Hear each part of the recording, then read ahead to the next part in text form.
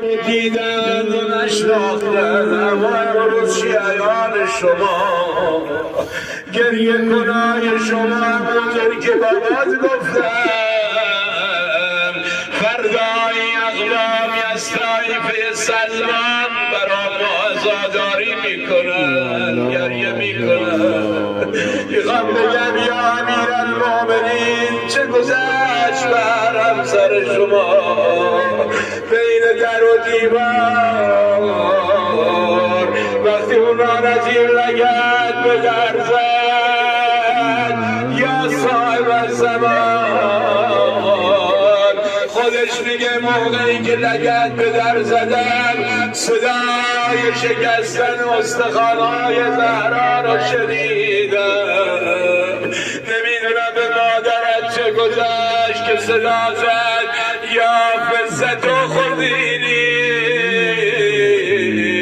فزه مرا دریا محسنمو کشتن صلی الله علیک یا صدیقه شهید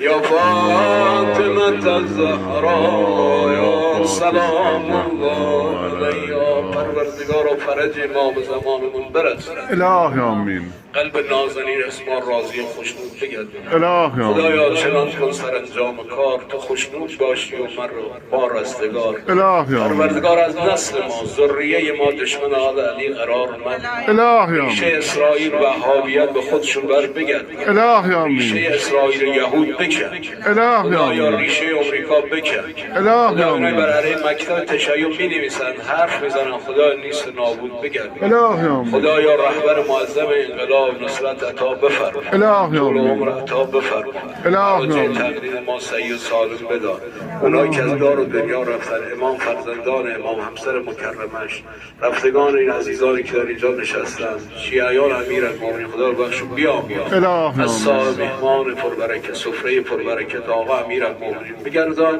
الهی نبی باقر رحم الله من قرأ الفاتحه ما صلوات اللهم